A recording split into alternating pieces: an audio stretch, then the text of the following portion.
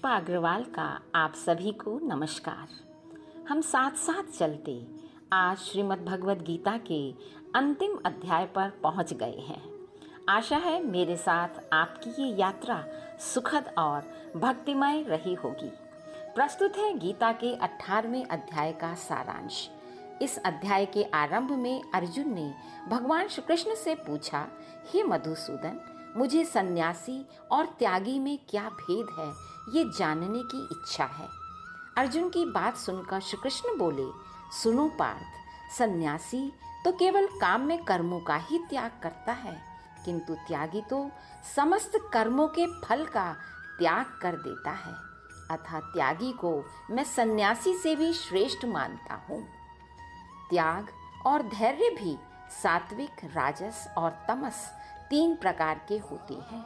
जो धैर्य मजबूरी में रखा जाए वो तमस है, जो किसी लाभ की आशा से रखा जाए वो रजस है, और सात्विक भाव से रखा धैर्य ही उत्तम होता है।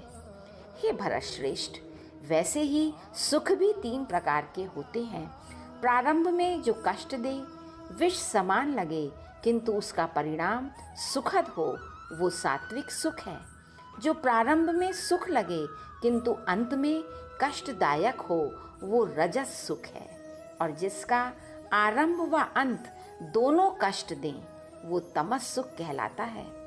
साथियों, इसको हम इस प्रकार समझ सकते हैं, जैसे नीम का रस पीना शुरू में तकलीफ देता है, किंतु वो शरीर को निरोगी बनाता है।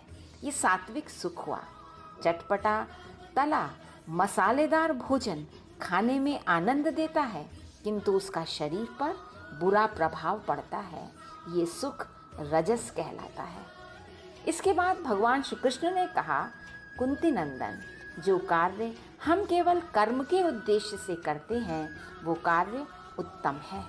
यदि उस कार्य में हमारी इच्छा, अपेक्षा जुड़ जाती है तो वो राजस बन जाता है, और वही कर्म यदि किसी को हानि पहुंचाने के लिए किया जाता है तो वो तामस कर्म बन जाता है। यहाँ भगवान ने अपने बनाए 4 वर्णों ब्राह्मण, क्षत्रिय, वैश्य और शूद्र के विषय में बताते हुए कहा कि हे पार्थ, मनुष्य के गुण और कर्म के आधार पर ही ये सिद्ध होता है कि वो किस वर्ण का है। जैसे विश्वामित्र राजा थे साथियों, किंतु वे अपना राजपाट त्याग कर ऋषि बन गए और ऋषि विश्वामित्र कहलाए। आगे भगवान बोले, ब्राह्मण का धर्म अपने मन को वश में करना, धर्म के लिए कष्ट सहना, यज्ञ हवन आदि करना, शास्त्रों का अध्ययन व ईश्वर प्राप्ति के लिए कर्म करना होता है। और क्षत्रिय का धर्म है स्वाभिमान, शूरवीरता और धैर्य से युद्ध करना। वैश्य को चाहिए कि अपने हृदय में सरलता रखे, ईमानदारी से क्रय विक्रय करे, गो पालन करे, खेती का कार्य करे। सबकी सेवा करना शूद्र का धर्म होता है। इसके पश्चात भगवान श्री कृष्ण बोले, हे अर्जुन, मैंने तुम्हें अति गोपनीय रहस्य सुनाया। अब आगे तुम्हारी इच्छा। किंतु हाँ, यदि तुम मेरी बात मानोगे, नहीं मानोगे तो पतन को प्राप्त करोगे, और यदि तुम मेरी बात मानते हो तो तुम्हें सफलता और यश दोनों प्राप्त होंगे। देवकी नंदन श्री कृष्ण की बात सुनकर अर्जुन ने हाथ जोड़कर श्री भगवान से कहा, हे जगदीश्वर, हे समस्त संसार के स्वामी, हे वासुदेव, आपकी कृपा से अब मेरा सारा मोह नष्ट हो गया है, भ्रम भी मिट गया है।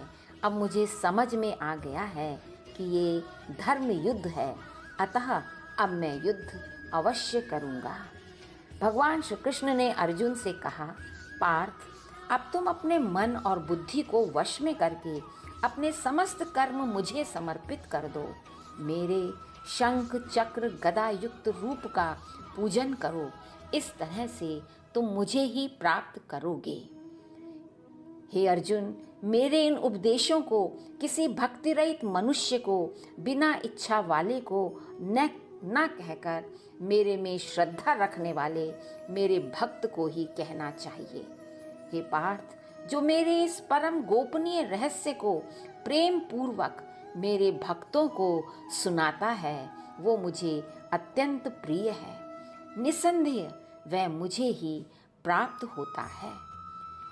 जो श्रीमद् भगवद गीता का नित्य पाठ करेगा अथवा केवल सुनेगा ही, वह भी मेरे द्वारा उत्तम लोकों को प्राप्त करेगा।